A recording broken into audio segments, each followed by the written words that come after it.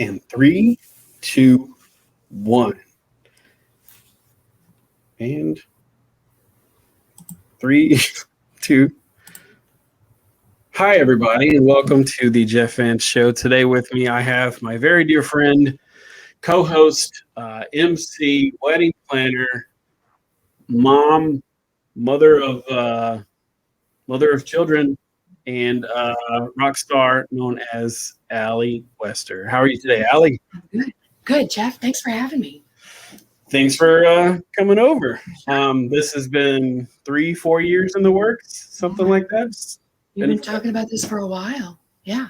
So congratulations. Well, thanks. It somewhat looks like it's supposed to, so it's very cool. I'm trying. Yeah. But we're here today. We're going to talk about a few things, but it's mostly going to be a conversation. We're just going to kind of catch up a little bit because it's been a few days or months since we've had a chance to talk. So yeah, we were going to start this thing forever ago, and I announced it, I think, at the Christmas party years ago. 2 or 3 years ago, maybe. 2 or 3 years ago, and then it was like a year away from being done. At the next Christmas party, I was like, I'm going to start. And then COVID happened, and everything kind of changed for most people, especially the wedding industry. And that's kind of where we're at now. But here we are doing it. We're just going to sit back and have a conversation. So how have things been? Honestly, great. During COVID, March, April, May, we had 0 events, 0 weddings because we were in lockdown. Mm-hmm. But in June, my bride kind of pivoted, and we went into these which I actually loved, intimate boutique weddings, mm-hmm. where it was like less than 50 people. And I actually loved the intimacy of those weddings. So starting in June of 2020, I was back doing weddings. Right. And then as, things got a little better, they increased capacity. January 2021, man, it was full force. Weddings were back. This past spring mm-hmm. was my biggest spring financially in my career of 25 years. That's awesome. Yeah. That's crazy. And speaking of that career, let's kind of go back to the beginning a little bit. Sure. Do you remember your first wedding? I do. Okay, let's talk about that. Okay. My very first wedding, this was before I knew about wedding planning, before I knew there was a career with wedding planning. And there was a girl that I worked with, and I worked in like a kind of a post office situation, mm-hmm. and she was getting married, but she said she was just going to get married, justice of the peace, something very simple. What was that? That's my phone. How professional. Justice of the peace. Justice of the peace. Okay, just keep going. Yeah. And she said she didn't have any money. And my first thought was, that's so sad, because I think every woman would love a wedding, And so I kept asking her questions. Well, if you had the money, would you want a bigger wedding? Well, she would say, I don't have the money, so forget about it. But then I would probe, and you know me, how I am. Absolutely. Like, but if you had the money, would you still do it? Finally, she broke down and she said, you know what? If I did have the money, yes, I would definitely have the wedding. Mm-hmm. That's all I needed to hear. And I started getting people to donate stuff. For the wedding. For the wedding.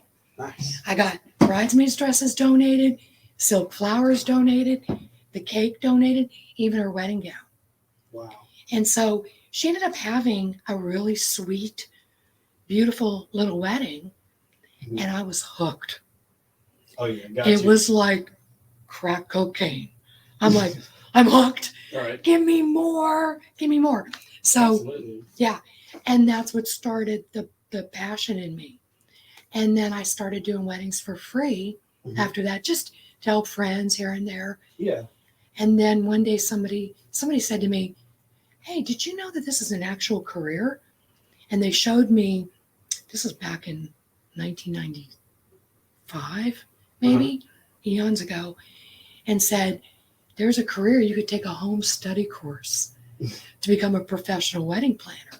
Yeah. And I grabbed it, and then it was history from then on. That's awesome. Yeah. That's, I mean, it's one of those things. It's kind of like, that's kind of like most people that once you find something you love, you really figure it out. You're like, oh, wow. Like, I didn't know I could do this. Yeah. Well, and I think you have this too. Mm-hmm. There's a certain percentage of the nation that has this like churning fire in them. Mm-hmm. And it could be called entrepreneurial spirit or something. But when you have that passion and it burns inside of you, you can't help but make it happen. Right. Because you can't rest until it does. Yeah. And then you run into the problem of, not really a problem, but it's a positive more than it is a problem. The weekend you actually have off just feels wrong. Oh, it feels like on a Saturday. Yeah. Am I sure there's nothing? It feels weird. It feels weird. It's like, hey, do you want to go out? I know you got Saturday off. Like, do I? Let me look at that. That doesn't make sense at all. Yeah. No, I haven't had my free weekend since 1995. Yeah. Yeah. Yeah. There's no way I got a free weekend. Yeah. This does not make sense. Yeah. And it's in that you kind of get that feeling of it's hard to describe. Like you said, it's like crack. It really is like some sort of drug, and stand-up comedians get it. Yes. I get where DJs get it. It's an adrenaline rush. Yeah. You have so many people counting on you, and then when you deliver, it's like, yes, I'm here. And I'm not an adrenaline junkie per se. Like I can't like jump out of an airplane person, but I do feel like every weekend doing a wedding that I'm jumping off a cliff every weekend. Because it is like, you plan, but there's so many different variables that can happen that you feel like you're just taking like the dive. And it's literally like that. Yeah. It's and then I love when the mother of the bride will come to you, like in the middle, like right after the ceremony, you're like right when the reception's starting, and they're like, "You want something to eat?" And it's like, "Oh no, this is nuts. This can't eat nothing until this is all over." Yeah, eat. Yeah. No. Until we get to these special dances, until everything's good, and you start to see that calm, and everybody's eating cake, then maybe I can put something in my stomach. Yeah. But until then, it's like water, tea, Powerade, something like that. Yeah. Just give me some go fuel until we can get all this out of the way, because it does come with a lot of anxiousness and anxiety. Yeah. Because you're like, because in my position, a wedding planner, we're all about logistics and timing. Mm-hmm. So my job is to make sure we're on time for everything. Oh, yeah. Well, what if the photographer runs late taking pictures? What if something happens to the venue, they're not ready in time? Then I've got to make sure we either catch up or slow down. It's a rare thing for anyone to experience. So it's anyone out there. If you think you have an inkling like that, one thing you can do is contact this lady over here on the couch. Miss Allie is also a teacher. She trains wedding planners. She has her own school. You want to give everybody a little heads up on that real quick? Absolutely. So when I started my business, and I might be jumping the gun, but I was a single mom, and I had basically just separated from my ex-husband, and can I tell you, I was scared to death. And I remember it was, and this is so funny because I remember dates so well. It was Thanksgiving, 1996. And that right after Thanksgiving, that Monday, I was out on the roads looking for a job. Right. And I had already had the wedding bug, the passion, and that's really what I wanted to do. But I didn't have anybody back then to teach me, train me, guide me. And so I just thought, well, I guess I'm just gonna have to go get a regular job. And so I started looking back into communications. And I thought, well, I'll have to go work as a customer service rep again in a cubicle, 9 to 5. So I was driving around in my beat up Toyota Tercel looking for a job. And I passed a bridal shop. And I went, oh, wait a minute. And then I'm like, it was a defining moment in my life. And I'm like, do I dare? I get goosebumps right now thinking about it. Mm-hmm. Do I dare? I walked in. I was scared to death. I'm like shaking. I asked to speak to the manager. Manager came forward, and I said, "Yeah, I do weddings, and I can sell invitations, and I do calligraphy. So this is a bridal shop." Yeah. And the manager goes, "Wait, let me get the owner." Owner comes out. Nice. I tell her the same thing, and then I say to her, "If you hire me like this week, and you let me do wedding planning through your store, I'll give you half my profits for the first year." The heck did that come from? Yeah. Right? And she goes, "You're hired." Yeah. And she also thought I was nuts. She's like, "Is this lady for real?"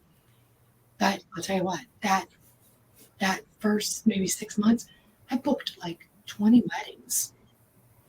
And of course I was only making like a little bit of money. I was sharing 50% with the owner. Yeah. But I loved it. You were in. And, my kids at the time were, let me think, maybe 4 and 2. Okay. So fast forward a few years.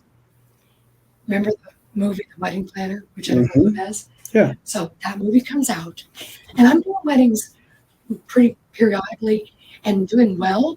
And I'm also now producing bridal shows. Okay. Right.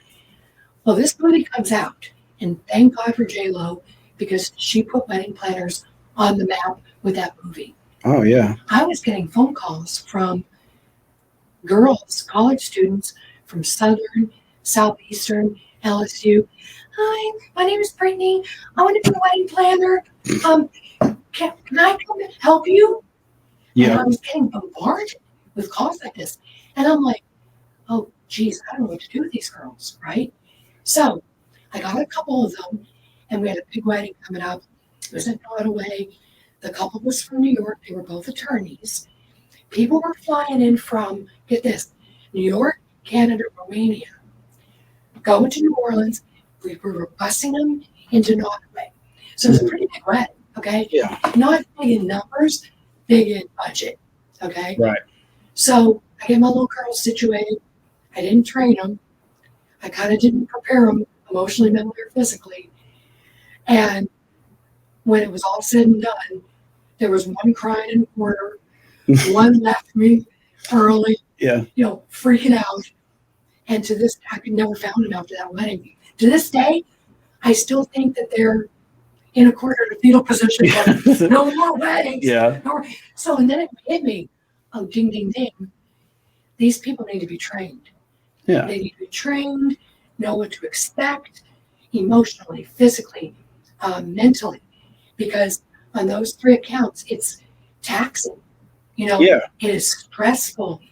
And it's a long day. It's sometimes a 15-hour day. Mm-hmm. And we're crawling under tables and rolling around on the floor, And so I thought, oh my gosh, I need to prepare people for this, right? So I thought, you know what? What if I started a training program? And that's how it got birthed. And my first class, I had 7 people.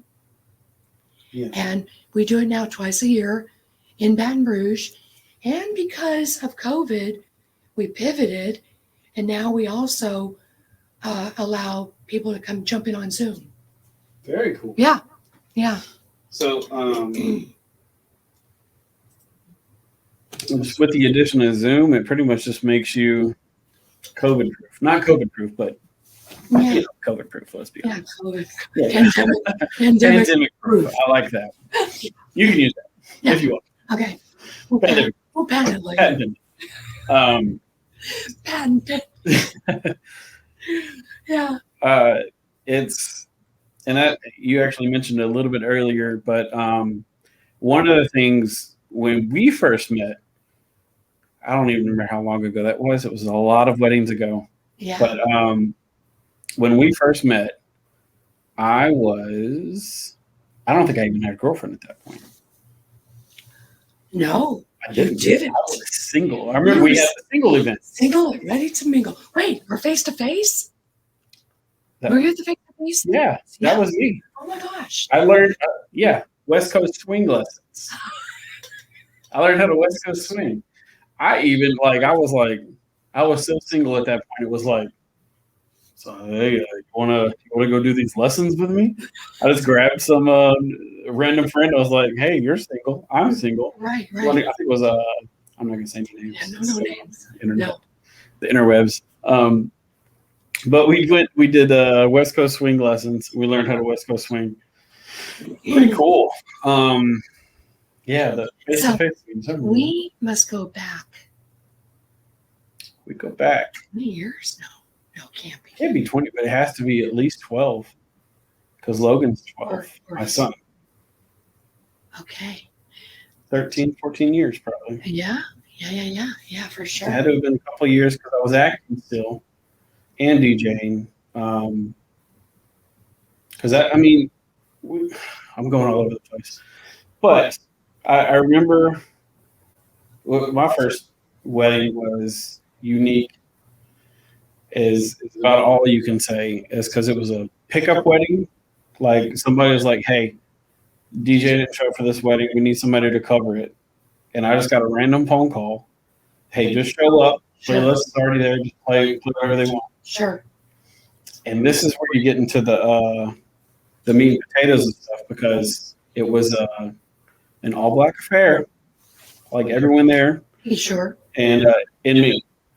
Yeah. So it was like, all right, here's your playlist. And the playlist was 100% authentic jazz.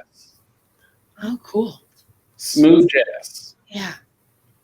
75% of the guests did not want jazz. They wanted a funny hop. They wanted to step in the name of love. This is dating me for sure. But R. Kelly was still huge, right? Yeah, Please sure. tell it's still a hit at weddings if you play Sure. Remix to Ignition. Was it the bride's request? Here's the kicker.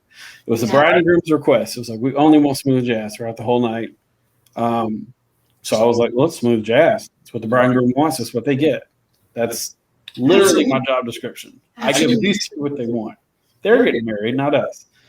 But those guests looked at me like I was like he has no idea what he's doing. And I was like, look, I'm just playing what the bride and groom want.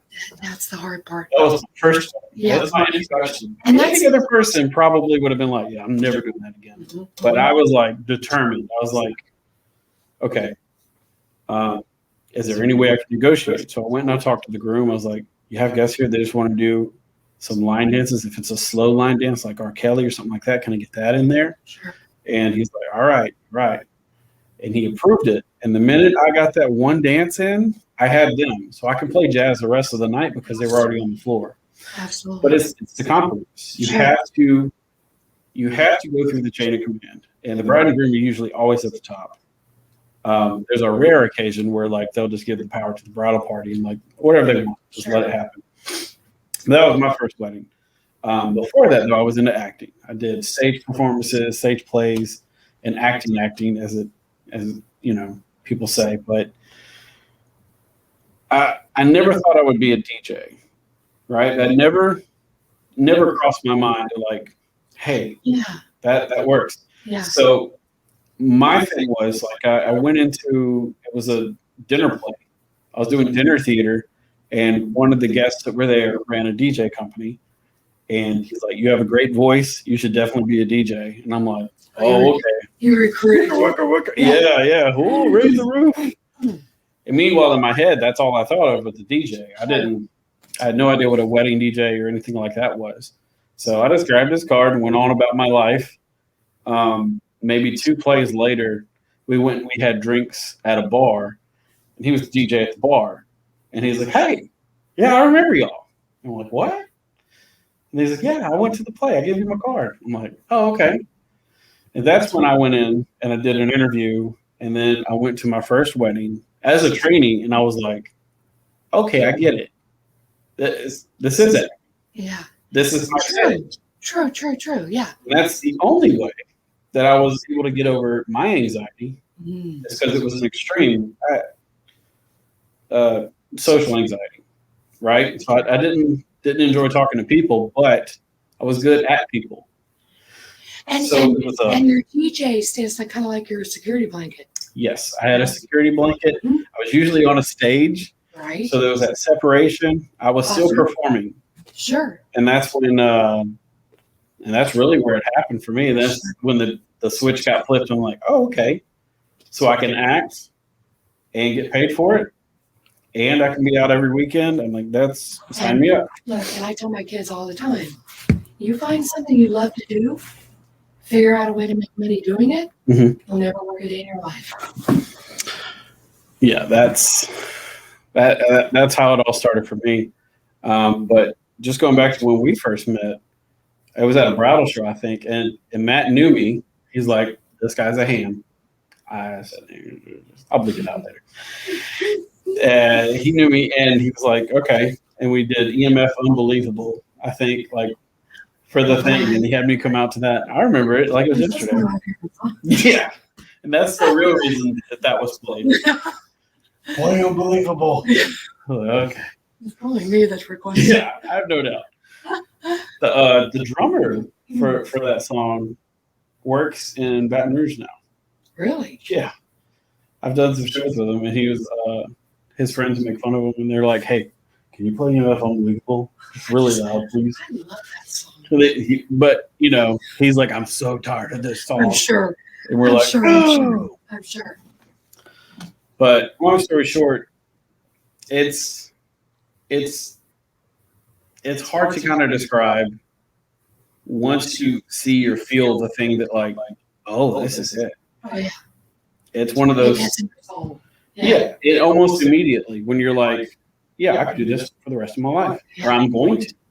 Yeah. Like I have to figure out how to keep doing this. Yeah. I told my daughter the other day, I said, I can't believe I've been doing this for 25 years. It's crazy. It's insane. And it's years. And I, as a DJ or as a wedding planner, even like starting out, one of the biggest hurdles you have is everyone telling you is like, you need a real job. Oh, I've heard it my whole life. Yes. My ex-husband is like, get a real job. It's a stupid hobby. Mm-hmm. The hobby's paying the bills. And how's my 401k going? Pretty good. That's always going to be one of the hurdles, especially with something like this, where it's like, this is my passion. This is what I'm going to do. It's just like if you tell somebody, what are you going to do for the rest of your life? I'm sell body wraps. It's like, okay, that's not my thing. But immediately what you go to in your head is like, can't really make a career out of it. Next thing you know, this lady's on Shark Tank, and you're like, okay, well, that's what she wanted to do for her life. Hello. Yeah. It depends on what you want to invest your life into. Absolutely. And you go all in. Absolutely. Of course, I love Tony Robbins, Gary Vee, Lewis Howes, Jack Canfield. But going all in, I told myself, and I can't remember which of those mentors said it, but you try and do, and then you don't look back, but you will succeed or die. Like you don't give yourself an out. Yeah. You will succeed or die. And that's kind of what it was like. I'm either going to make it like this or I'm going to die. Yeah. Yeah. That's interesting. That's, I can't remember the quote, but Stan Lee from Marvel Comics, who created everybody. Yeah. He only kept creating and going because his wife kept spending. That was his whole motivation for a lot of the stuff he created. Like half of it he created and he was doing okay. And then his missus was like, oh, well, I'm going to go get this and this. And he's like, well, I guess I got to create the Fantastic Four, Oh my gosh, right. It's funny. Succeed or die trying. Yeah. That's I like it. key. Yeah. Well, And so I know we're going to talk about my book. Yeah. I really feel like everybody has a book in them. Mm-hmm. You know? And honestly, like going back to what you said, growing up, I never thought I was going to be a wedding planner, right? Yeah. This was something like at 5 or 6 I was playing wedding planner, Life goal. Yeah. But do you know though, from high school on, I always thought I would write a book. Yeah. That's awesome. And I'm not a writer. I'm not even a good writer. Okay. But I thought, one day I'm going to write a book. And it wasn't until about, maybe 8 years ago that I got serious about it. And like you, with this situation, it took me a while to mull it over, figure it out. How do you start? That type of thing. And I remember, because I'm a very methodical person, and I'm a visual person. Yeah. So when my daughter moved out of our place, I took her room and I took one wall and I just stuck a bunch of Post-it notes on it. And try to give myself a bigger picture of how the book would flow. And then I just started writing, and I tried to remember all the funny, hilarious, crazy stories that we encounter in the wedding industry. Yeah. Especially in New Orleans. Okay? Oh, for sure. New Orleans is nuts, and it's like doing a wedding in Baton Rouge is like, okay, it's fun, it's here, it's crazy, it's got its moments. Doing a wedding in New Orleans is like on steroids. Right? It really is. It is. I think it comes from the fact that most of the people that are doing New Orleans weddings are out of town. That's it. So there's nothing really there. Party city. Yeah. It goes, till 4, 5, 6 in the morning. There's an after party for the after party. And an after party after that. Yeah. Then the hotel. And the next day at the pool. Yeah. And that night again. Yeah. Old Carl's still in the pool. He's been in there since 2 a.m. We're going on brunch. Yeah. So, but the book was planned to launch March of 2020. And we all know what happened March of 2020. So what happened? What happened? World pandemic. Everybody was at a standstill. Old knucklehead COVID, huh? Yeah. And so I was like, well, pivot again. And I wrote a chapter on the pandemic. And we added that in the book. And we launched it in October 2020. So Secret Confessions of a Wedding Planner birthed October 2020. Hey, can we hold it up to show everybody? And that's my daughter, Brielle. She's not married. But, she's a Virgo. She likes to walk on the beach. But anyway, I love the cover. I really do. Yeah, it came out great. Yeah, it's an easy read, but it's a step-by-step guide for brides with it's real talk. Let's put it this way. I wrote the book because I never wanted to hear a bride say, I wish somebody would have told me this or that about my wedding day. Like once it's over, it's over. And it's over quick. And it's over in a flash. So I want them to be prepared emotionally and mentally about what's going to happen on their day prior to, so that if something like that does pop up, oh yeah, I'm aware of this. This is how maybe we should deal with it. And then let's have fun, Yeah. And I never wanted a bride to be surprised in a bad way on our wedding day. Yeah. Not contracting the photographer long enough. The photographer goes, 9:00, time to go. And they just roll out. Yeah. And it's no garter bouquet toss, no exit pictures. They're done. So it's a guide to really prepare them, sprinkled with some crazy stories. Some great stories. Crazy stories that I've encountered. And plus a little bit of backstory. Yeah, my name's in it. I'm in the book. You are in the book. No all big my good peeps are in the book. Very good. You have, and that's one thing I would say. It's like mostly with a wedding, it's you're building the Avengers, basically. Yes. You want the best team possible, and you want a team so good that if there is a weak link, you won't know. True. Or if something happens, If something happens, somebody else picks up the slack or can be like, okay, yeah, I'll go grab it. Sure. Or it's like, oh no, the table fell. Yeah. And then you have a DJ that's running on the floor and picking up the table. Yeah. Yeah. Wedding, I don't even remember, maybe 2019. We were at St. Joe's and then Capitol Park Museum. Okay, I'm not going to mention names or anything. But as the ceremony is going on, I get a call from the band that's coming in from New Orleans. And they get in a bad car accident. And they were traveling in like 2 or 3 cars. One car was totaled. Wow. Okay. They're like, we're okay. We're going to be late though. But we're not going to make the beginning of the reception. Speed dial. Get some musicians together. Actually, I got a DJ. Right. And came in on the fly. Speakers up real quick. Playing music as the guests come in. As the guests are rolling in, the band arrived. They're setting up. The bride never knew. Yeah, it's seamless. It probably looked like they hired a little small 3-piece set just to kind of get people in, and then the band kicks off later. Yes. Yeah. That's so smooth. Nobody knew. So smooth. Yeah, those are the best. And it's a real scenario because traffic anywhere on the South, it's bound to happen. Sure. And if you hire somebody from out of town, which usually you do hire somebody from out of town, locally there's only so many people. So on a given Saturday, when everybody in the wedding industry works, you have maybe 1 or 2 out of each category that aren't working. Sure. So then, like, where are they? It's like, oh, they booked Hattiesburg.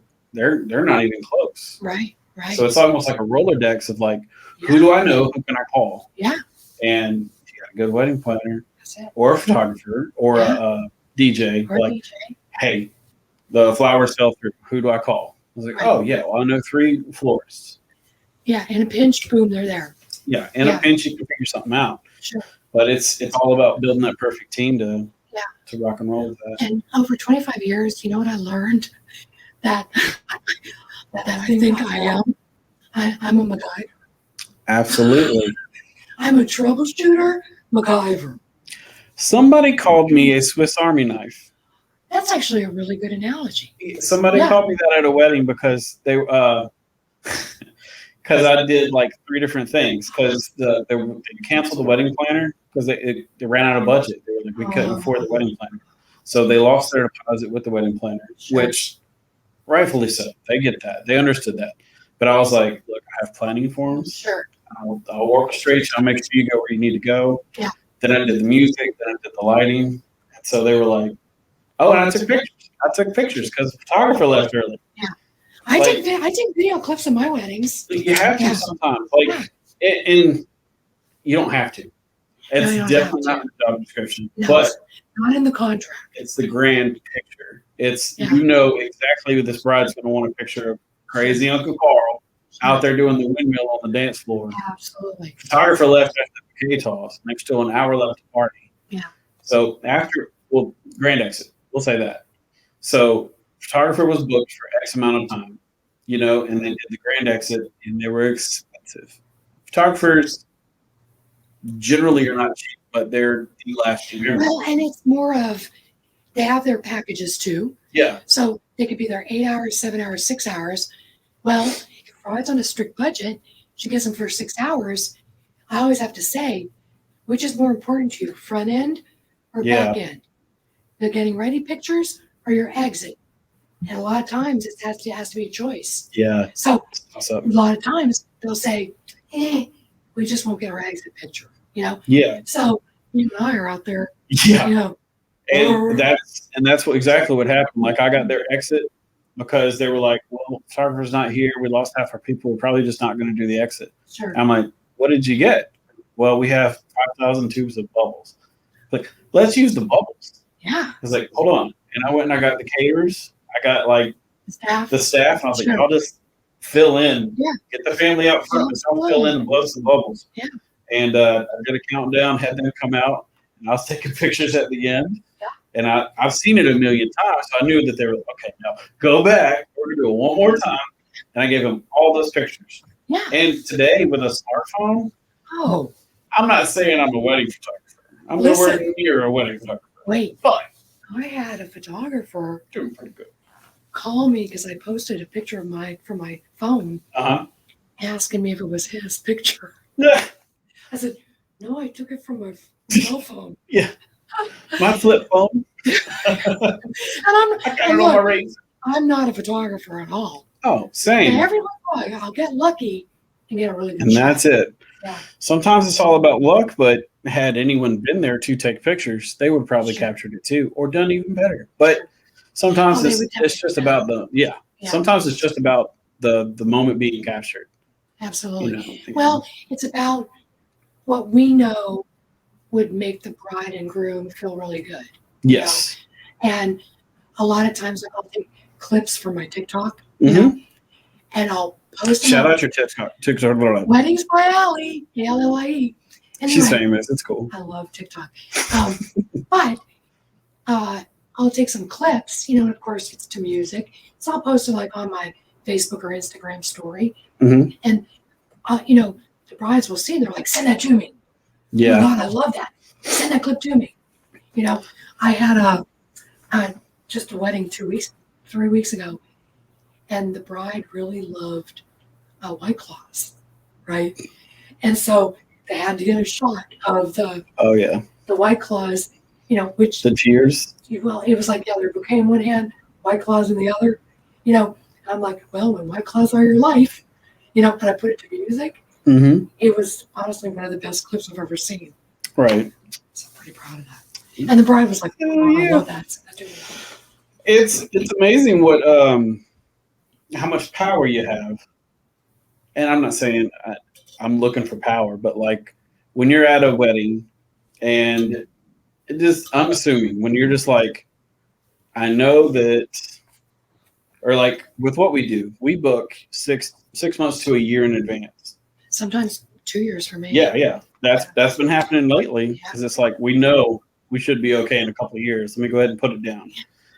Because everybody's going to get married in 2 years. Yeah, exactly. I'll take it. Absolutely. Please book. Sure. You can book me till I'm 80. That's fine. Please. Don't go past 80. I'm 100. I can't guarantee 100. I think I can push out 80. I'm pushing for 80. We'll stop there. Well, I'm starting to do some of my past brides' daughters' weddings. Oh, it's insane. That's too scary. Right. Yeah. It's when you start telling me they're it's getting married, I'll be like, maybe it's time to no, it's never time. George. No, I get that conversation all the time too. It's like, aren't you a little old to be a DJ? Oh, like, no. All I do is press play, ma'am. Age is a number. I talk and I press play. I don't have to dance anymore. Age is a number. You got to see my old back trying to do the, you know what I'm saying, and then wobble out there. The revelation. Was it the revelation? Revolution? Revolution? Evolution of Evolution of dance. Holy cow. Remember that? So the world famous YouTube Evolution of Dance. Loved when you used to do that. I used to get asked to do it a lot, even when I was acting. So this is where it gets weird, because I was with an acting troupe and we would do shows. Problem was, like, I was young Jeff. Young Jeff was like, "Yeah, want to make them laugh? I'll do it. What do you want me to do?" So after the show, they were like, "Do the dance. Do the dance." They're like, "Do the roar," like I said on Shrek. Oh, yeah. I was like, "No, I'm not going to do it." And then they were like, do it. I'm like, "Okay, cue my music," and then I'm doing it out there. And then the rest of the acting cast was like, "This isn't cool," because I took center stage and I was like, I was ostracized. I see. Look, back in the day, I could do a wedding on a Friday night, go out to the clubs dancing, do another wedding Saturday night, and then do a bridal show Sunday. Cool. I can't do that anymore. No, I remember. I remember the last time I did 2 in one day.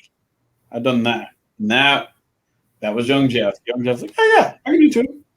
Did a beach. First of all, that's your red flag. It's like only do 1 beach event a day because it's exhausting. It takes everything out of you. Exhausting. So I did the beach ceremony. Then I left and I did a ceremony and reception. And I was so spent. I mean, I killed it. Let's be honest. I killed it. But ceremony was fantastic. And then we went and we did the ceremony and reception. Everything was good. I got to the very end of the reception and I was doing their last announcement. I was like, one more time, give it up for. And I did the bride from earlier. That's like the final announcement was like the bride and groom from the beach ceremony. Not even them. Like, my name's Karen, not Giselle. And I'm like, you're welcome. Have a good night. You and I love the beach so much, right? Yes. When I did my first beach wedding, I almost died. I underestimated the power of the sand when you're holding tons of chairs. Yeah. Jeff, I fell flat on my face. Oh, I can see it. I hate sand. And I'm like, I'm like, oh, I just want to come to the beach anymore and just relax. Look, you learn a lot of things. Back in, 2010, 2011, I started my own company, Scratch and Surf Music. And we went to Mississippi and we ran the beach weddings on the Gulf Coast. Yeah, you were like the beach guy. I was a beach guy for a little bit. And you learn a lot from watching these beach weddings because you watch them haul in, and then sometimes it's ceremony and reception on the beach. Right. That takes a lot more than people even give it credit for because the caterers come and they drop off food, right? Yeah. Finger food. Big mistake. Yeah. And the sandwiches actually taste like sand. Truth. Because it just doesn't stop moving. It's hard to keep food on the beach. Then in our position, we're moving ceremony chairs to like the reception area, schlepping all those chairs in the sand. It's like 112 heat index. Oh yeah. No, yeah. I mean, I love beaches. I love beach weddings, but they're hard. They're very hard. And and it's taxing on equipment too for DJs. Sure. The humidity, the power permits. Oh, true. Sometimes bonfire permits, things that people don't really think of, and that's when, as a DJ, you got to pivot. Yes. And that's where I came out with the battery-powered full DJ system on the beach. So it was pretty cool. Remember that? We did a little we had a conference. Yeah.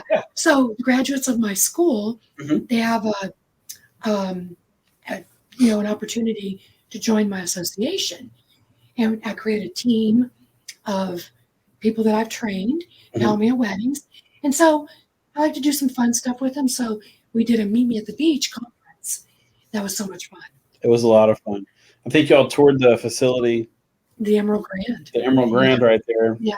And then I met up with y'all on the beach. And we set up one of the beach speakers and showed you how the microphones and stuff work. So it was fun. It was fun.